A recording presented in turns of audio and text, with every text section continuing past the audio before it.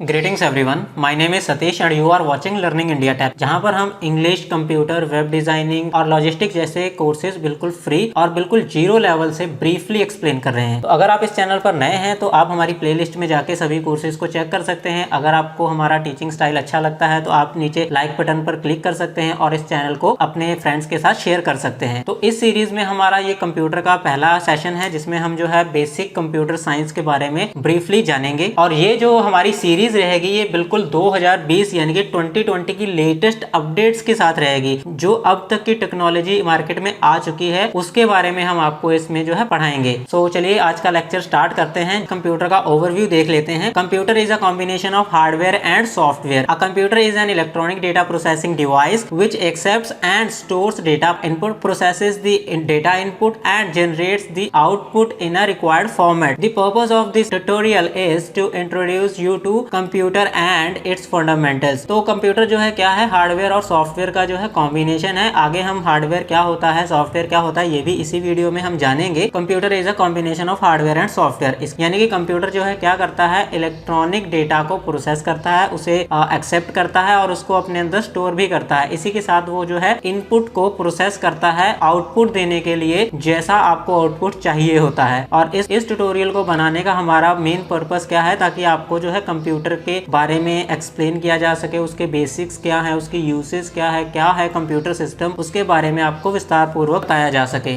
तो अभी हम बात करते हैं हार्डवेयर के बारे में। Computer hardware is the collection of physical parts of a computer system. This includes the computer case, monitor, keyboard and mouse. It also includes all the parts inside the computer case such as the hard disk drive, motherboard, video card and many others। तो यहाँ पर जो आपने अभी word सुना है computer case, computer case क्या होता है, ये सीपीयू, जो सीपीयू होता है इसी को हम कंप्यूटर केस भी बोलते हैं, इसको हम कैबिनेट भी बोलते हैं। तो कंप्यूटर हार्डवेयर क्या होता है, कंप्यूटर के वो पार्ट्स जिनको हम टच कर सकते हैं, जो सॉलिड होते हैं, उनको हम क्या बोलते हैं, हार्डवेयर। तो आप नीचे स्क्रीन पर जो है देख पा रहे हैं काफी सारे हार्डवेयर आपको दिखाए गए हैं। मॉनिटर को हम टच कर सकते हैं, माउस को हम टच कर सकते हैं, कीबोर्ड को टच कर सकते हैं, ये हमारे क्या हैं, हार्डवेयर्स हैं। इसी के साथ उसने बताया है कि जो कंप्यूटर केस यानी कि सीपीयू के अंदर वाले पार्ट्स होते हैं, जैसे रैम इसके अंदर होती है, प्रोसेसर होता है, एसएमपीएस होता है, मदरबोर्ड होता है, हार्ड डिस्क होता है, तो ये सारे जो हैं ये भी क्या हैं, हार्डवेयर्स हैं। तो इनको भी हम हार्डवेयर बोलते हैं। इसके बाद हम बात करते हैं software. In computer science and software engineering, computer system is all information processed by computer system, programs and data. Computer software includes computer programs, libraries and related non-executable data such as online documentation और digital media। तो basically इसमें बताया गया है कि software क्या है। Software जो है दो तरह के होते हैं। पहला तो होता है सिस्टम सॉफ्टवेयर, फिर दूसरा होता है एप्लीकेशन सॉफ्टवेयर। सिस्टम सॉफ्टवेयर जैसे ऑपरेटिंग सिस्टम हो गया, और एप्लीकेशन सॉफ्टवेयर वो होते हैं जैसे कि मान लीजिए कंप्यूटर के अंदर मुझे क्या करना है, वर्ड्स के रिलेटेड कोई काम करना है, तो उसके लिए हमें माइक्रोसॉफ्ट ऑफिस दिया हुआ है, जिसमें हमारे पास माइक्रोसॉफ्ट वर्ड नाम की एप्लीकेशन है, जिसमें हम टेक्स्ट के रिलेटेड सारा काम कर सकते हैं, डेटा के रिलेटेड सारा काम कर सकते हैं। इसी तरह अगर मुझे कोई अकाउंट्स संबंधी कोई काम करना है तो हमें जो है अकाउंट्स के कितने ही सारे सॉफ्टवेयर दिए हुए हैं। हर एक बैंक ने अपना सॉफ्टवेयर बनाया हुआ है, कॉर्पोरेट सेक्टर में अपना सॉफ्टवेयर बना हुआ है। तो बेसिकली एप्लीकेशंस क्या होती हैं, जैसे ह्यूमंस की नीड होती है। मान लीजिए आपको जो है मोबाइल से किसी को इमेज, वॉइस, इमेज, ऑडियो या वीडियो भेजना है, तो आप किस एप्लीकेशन का यूज करते हैं, व्हाट्सएप का, मैसेंजर का, टेलीग्राम का। तो ये सारे कौन से सॉफ्टवेयर हैं, एप्लीकेशन सॉफ्टवेयर। तो जो एप्लीकेशन सॉफ्टवेयर्स हैं ये हमें कंप्यूटर में अपना जो काम करना है ना, उस काम को करने के लिए यूज करी जाती हैं।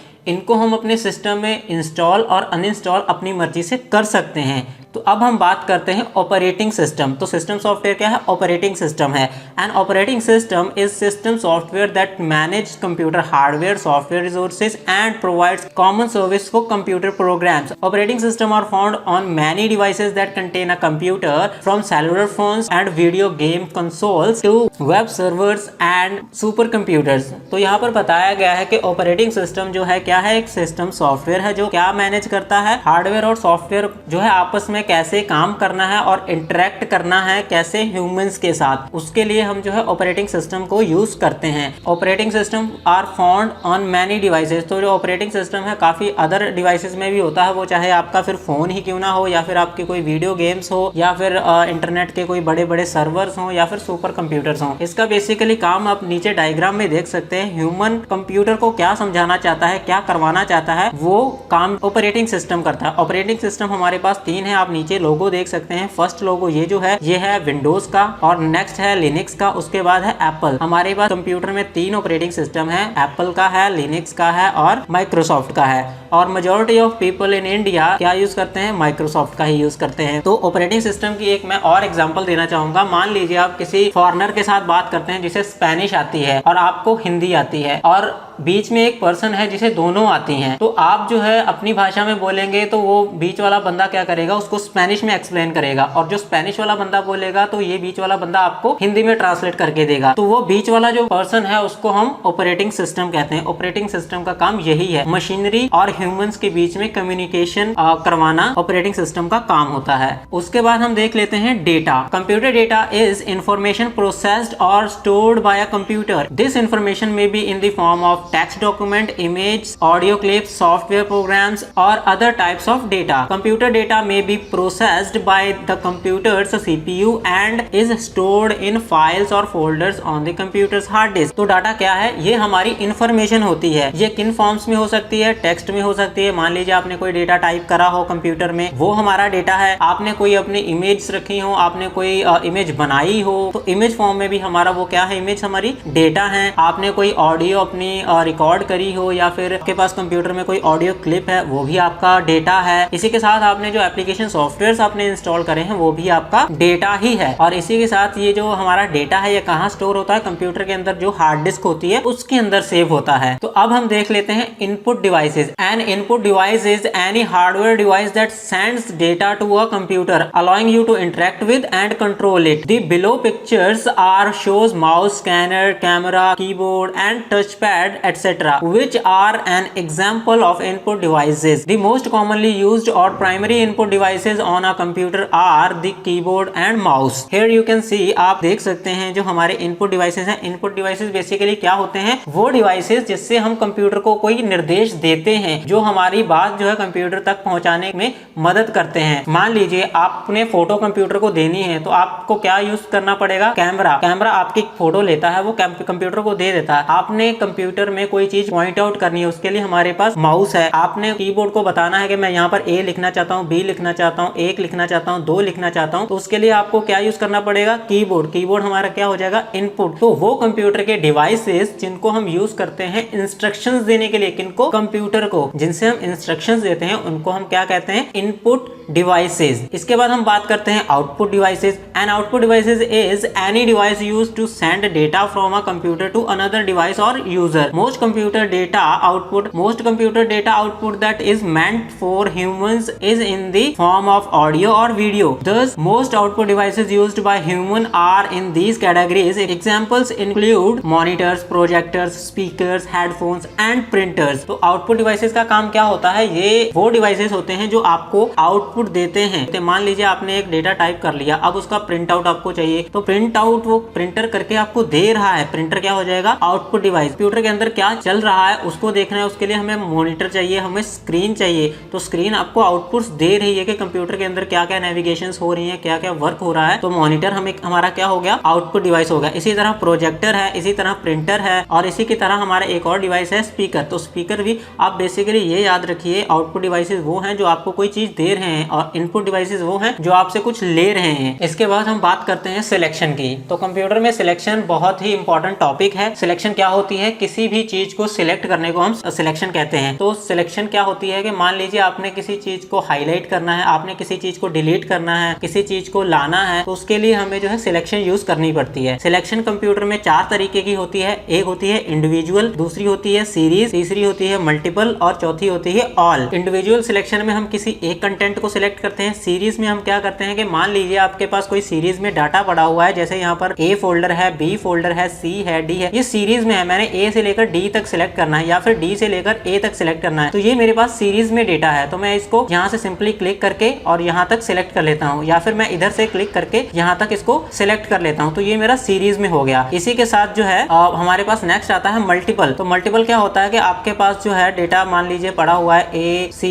E, ये सारे फोल्डर्स पड़े हुए हैं, मैंने A C और E को ही सिलेक्ट करना, तो इसके लिए हमें मल्टीपल सिलेक्शन करनी पड़ेगी। इसको करने का बेस्ट तरीका है आप पहले उनमें से कोई भी एक फोल्डर पे या फाइल पे क्लिक कर दें, अपने कीबोर्ड से कंट्रोल दबा के रखें और उसके बाद दूसरे पे क्लिक करें, तीसरे पे, तो ये होती है मल्टीपल सिलेक्शन। उसके बाद जो है हम बात करते हैं ऑल। ऑल का मतलब होता है कि आपकी स्क्रीन पे आपकी करंट जो विंडो है उस पर जितना डेटा पड़ा हुआ है, वो चाहे फोल्डर्स हैं, फाइल्स हैं, जितना डेटा है सबको आप सिलेक्ट करना चाहते हैं, उसके लिए बेसिकली आप कंट्रोल और A अपने कीबोर्ड से प्रेस करेंगे, तो ये होती है हमारी सिलेक्शन। इसके बाद हम बात करते हैं कीबोर्ड के बारे में। तो कीबोर्ड आपको पहले ही मैंने बताया है, ये एक इनपुट डिवाइसेस हैं। आप इसके बारे में ब्रीफली यहाँ पर स्क्रीन पे पढ़ सकते हैं। इसके कीज की हम फंक्शनैलिटी जान लेते हैं। कीबोर्ड का यूज जो है वो शॉर्टकट्स के लिए किया जाता है। आपको जहाँ पर लेफ्ट साइड में आप देख सकते हैं, इसकी 16 बेसिक जो है कंट्रोल कीज हैं वो बहुत कॉमनली यूज होती हैं, जैसे कंट्रोल Z है, कंट्रोल X है, कंट्रोल C है, कंट्रोल V, B, N, ये सारी जो आपको 16 कीज दी हुई हैं, ये आप अपने कॉपी पे नोट कर लीजिए। इनका क्या यूसेज होता है मैं आपको नेक्स्ट वीडियो में जब हम प्रैक्टिकली काम करेंगे तब हम देखेंगे कि इनका यूसेज क्या है। उसके बाद आप यहाँ पर देख सकते हैं एस्केप की दिया गया है, एस्केप या क्विट की। तो इसका कब यूज होता है कि मान लीजिए आपकी स्क्रीन पर डायलॉग बॉक्स या पॉपअप या कोई अलर्ट मैसेज आता है, तो आप उसको एस्केप बटन से हटा सकते हैं। पॉपअप विंडो, डायलॉग बॉक्स या अलर्ट क्या होते हैं ये भी हम अगली वीडियो में देखेंगे। इसके बाद हम यहाँ पर देख सकते हैं कि यहाँ पर आपको एक शिफ्ट का बटन दिया हुआ है, ये दोनों साइड्स पे होता है। इसी के साथ कीबोर्ड पे कंट्रोल का बटन दिया हुआ है, ये भी दोनों साइड्स पे होता है। ये विंडोज का है, आप स्टार्ट मेन्यू यहाँ से ऑपरेट कर सकते हैं। उसके बाद ऑल्ट का बटन दिया हुआ है, इसको बेसिकली जो है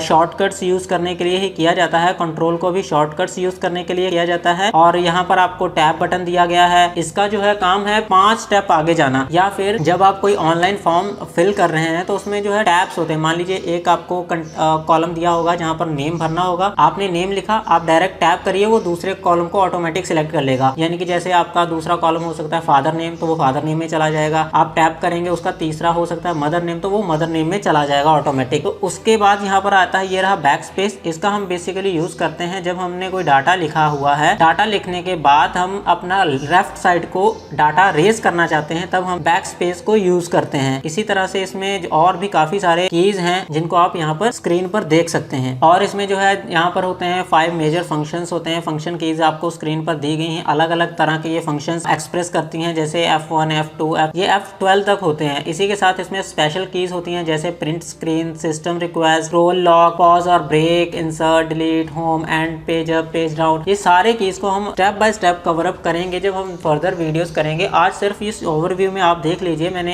एक्सप्लेन करने की कोशिश करी है कि कौन कौन से हमारे पास कीज होते हैं कीबोर्ड सिस्टम में। उसके बाद हम बात करते हैं माउस की। माउस में बेसिकली 3 बटन होते हैं। आजकल के माउस में जो है 5 भी होते हैं, 4 भी होते हैं, जैसे DPI, स्क्रॉल लॉक एटसेट्रा। तो बेसिकली अगर मैं माउस की बात करूं तो 3 ही कीज होते हैं। लेफ्ट जो लेफ्ट साइड में होता है, राइट जो राइट साइड में होता है, और जो बीच में ये राउंड टाइप व्हील टाइप होता है, इसको हम स्क्रॉल लॉक कहते हैं। तो लेफ्ट बटन का हम यूज किसके लिए करते हैं? Click and select the object. तो मैंने अभी आपको सिलेक्ट करने के लिए बताया था ना, तो इंडिविजुअल सिलेक्शन के लिए हम क्या करते हैं, नॉर्मली उस पर क्लिक कर देते हैं तो वो चीज सिलेक्ट हो जाती है, और उस पर अगर आपने डबल क्लिक कर दिया तो वो चीज ओपन हो जाएगी। तो राइट क्लिक का हम यूज किस लिए करते हैं? राइट क्लिक जब आप किसी कंटेंट पर राइट क्लिक कर दोगे तो उस पर कौन कौन से एक्शंस लिए जा सकते हैं उसकी लिस्ट आपको इस तरह से खुल के आ जाएगी कि उसको कट किया जा सकता है, कॉपी किया जा सकता है, डिलीट किया जा सकता है, या और इसको क्या क्या किया जा सकता है, उसकी सारी ऑप्शंस आपकी स्क्रीन पर विजिबल हो जाएंगी। इसके बाद हम बात करते हैं CPU की। तो ये CPU कुछ इस तरह का होता है, इसको हम सेंट्रल प्रोसेसिंग यूनिट भी बोलते हैं। फ्रंट साइड पे आप ऑप्टिकल ड्राइव मिल जाती है जिसमें हम CD डालते हैं। ये फ्लॉपी डिस्क ड्राइव है जो आजकल यूज नहीं होती है। इसके बाद आता है फ्रंट IO कनेक्टर्स। तो यहाँ पर आप देख सकते हैं, इसमें हम माइक, अगर आप कंप्यूटर में माइक कोई रिकॉर्डिंग करना चाहते हैं तो आप माइक जो है इसमें लगाएंगे, और अगर आप इसकी ऑडियो को सुनना चाहते हैं या फिर इसके साथ स्पीकर्स ऐड करना चाहते हैं, हेडफोन्स ऐड करना चाहते हैं, तो आप इसमें प्लग इन करेंगे। इसी के साथ ये जो होती हैं ये USB इंसर्ट करने के लिए होती हैं। आप पेन ड्राइव अपना या फिर कोई डेटा केबल अगर आपने इसमें प्लग इन करनी है तो आप इन पोर्ट्स को यूज करते हैं। इसी के साथ फ्रंट साइड पे आपको ये जो बटन है इसको पावर बटन बोला जाता है। इसी से कंप्यूटर ऑन भी होता है, इसी से कंप्यूटर ऑफ भी होता है। इसके बाद अगर हम बैक साइड की इसके बात करें तो यहाँ पर आप देख सकते हैं, सबसे पहले आपको मैंने अभी हार्डवेयर में बताया था SMPS, switch mode power supply. तो ये क्या होता है, इसमें हम अपनी प्लग इन करते हैं पावर केबल जिससे हम कंप्यूटर को सप्लाई देते हैं। उसके बाद आप यहाँ पर देख सकते हैं बैक साइड पे भी आपको जो है माइक और स्पीकर्स ऐड करने के लिए पोर्ट्स दिए हुए हैं, USB पोर्ट्स भी ऐड करने के लिए दिए हुए हैं। इसके बाद यहाँ पर मेन जो है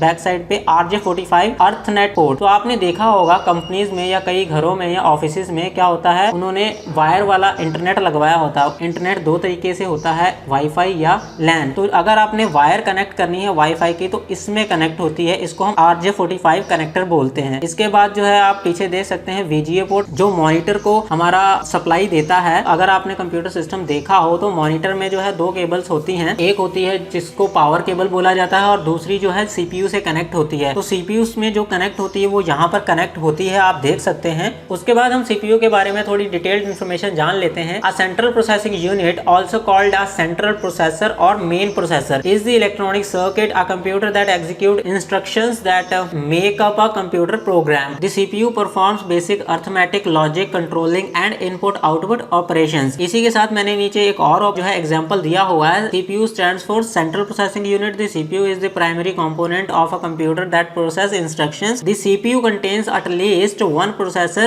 which is the actual chip inside the CPU and performs calculations edified by the instructions. तो बेसिकली ये सेंट्रल प्रोसेसिंग यूनिट का काम क्या होता है कि इसके अंदर जो है एक चिप लगी होती है जिसको हम प्रोसेसर बोलते हैं, जो बेसिक अर्थमेटिक है, लॉजिक है, कंट्रोलिंग है या इनपुट आउटपुट है, वो सब किससे मिलते हैं, हमें इसी सेंट्रल प्रोसेसिंग यूनिट से मिलते हैं। तो सेंट्रल प्रोसेसिंग यूनिट का यही काम होता है। इसके बाद हम बात करते हैं इंटरनेट की। The internet is a massive network of networks, a networking infrastructure. It connects millions of computers together globally, forming a network in which any computer can communicate with any other computer as long as they are both connected to the internet. तो internet क्या है? Internet जो है काफी बड़ा network है networks का। ये कनेक्ट करता है पूरे विश्व के कई सारे कंप्यूटर्स को। इसका जो है मेनली यूज किसके लिए किया जाता है? डेटा ट्रांसफर करने के लिए। आप किसी भी कंट्री में हो, अगर आपका कंप्यूटर दूसरी कंट्री के कंप्यूटर के साथ इंटरनेट के थ्रू कनेक्टेड है तो आप विद इन अ सेकंड अपना डेटा जो है one location to another location तक सेंड कर सकते हो। इंटरनेट को यूज करने के लिए हमें एप्लीकेशन सॉफ्टवेयर चाहिए होता है और जो मोस्ट कॉमनली हम यूज करते हैं वो आपकी स्क्रीन पर विजिबल है, जो हर किसी के फोन में होता है, which is called Google Chrome. अब इसके बाद हम बात करते हैं, हमने कंप्यूटर के बारे में ओवरव्यू भी देख लिया, हार्डवेयर सॉफ्टवेयर देख लिया, ऑपरेटिंग सिस्टम देख लिया और कीबोर्ड्स के फंक्शंस भी देख लिए, माउस के फंक्शंस देख लिए। अब हम बात करते हैं कंप्यूटर को स्टार्ट कैसे करें। कंप्यूटर सिस्टम बेसिकली ये चार पार्ट्स ही होते हैं, मॉनिटर होता है, CPU होता है और कीबोर्ड माउस होता है। तो सबसे पहले आपने क्या करना है, पावर स्विच ऑन कर देना है। उसके बाद आप CPU से ये बटन जो है आपका ऑन ऑफ का पावर बटन, इसको प्रेस करेंगे तो इसके बाद विंडोज लोड होना शुरू हो जाएगी। उसके बाद आपको जैसे ये स्क्रीन विजिबल हो जाती है, दैट मीन्स आपका जो है कंप्यूटर रेडी टू यूज हो चुका है, आप इसको अब इस्तेमाल कर सकते हैं। अब हमने कंप्यूटर स्टार्ट करना भी सीख लिया। नेक्स्ट वीडियोस में हम देखेंगे कि कंप्यूटर स्टार्ट करने के बाद कैसे इसको यूज किया जाता है। ये वीडियो बनाने का हमारा मेन पर्पस यही है कि आप जो है प्राइवेट जो इंस्टीट्यूशंस हैं जो 10-10 हजार या इससे भी ज्यादा फीसेस लेते हैं बेसिक करवाने का ही, आप वो इन्वेस्टमेंट अपने लिए कंप्यूटर खरीदने में करें। और ये वीडियोस आपको पूरा हेल्प करेंगी घर पर इंस्टीट्यूशंस से बेहतर सीखने का। और इसी के साथ ये हमने कंटेंट जो है तैयार किया हुआ है कि बेसिक टू एडवांस जो हमारा ये कोर्स है, इसमें क्या क्या हम सीखेंगे। डेस्कटॉप पब्लिशिंग सीखेंगे जिसमें हम फोल्डर, प्रोग्राम इंस्टॉल अनइंस्टॉल करना, फाइल्स बनाना, कट कॉपी पेस्ट करना, क्लीन अप करना, अपने पीसी को मेंटेन कैसे करना है वो सीखेंगे। इसके बाद जो है हम एप्लीकेशन सीखेंगे जो बेसिक क्लैरिकल हाई लेवल की जो कैसे वहां पर काम किया जाता है, कौन कौन सी एप्लीकेशन जरूरी होती हैं वो हम इसमें सीखेंगे। इसी के साथ हम कंप्यूटर का जो है एडवांस वर्जन सीखेंगे जो 2020 अपडेट्स के साथ रहेगा। That's it for today, thanks for watching. Again मैं रिक्वेस्ट करना चाहूंगा कि अगर आपको ये वीडियो अच्छा लगा है इसको लाइक करिए और अन्य फ्रेंड्स के साथ भी शेयर करिए और चैनल को सब्सक्राइब जरूर करिए। Thank you.